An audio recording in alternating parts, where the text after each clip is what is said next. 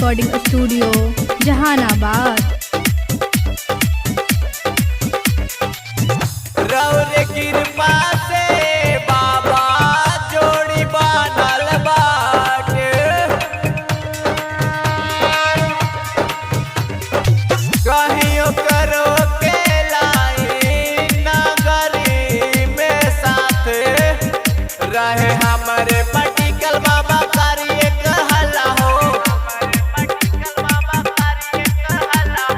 हर साल जल लेके आइबो पैदल हो, हर साल जल लेके आइबो पैदल हो, हर साल जल लेके आइबो पैदल हो।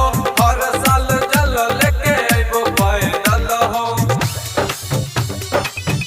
प्रेम से बोलो शिव शंकर भगवान की।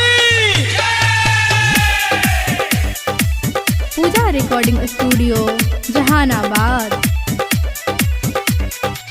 ओकरा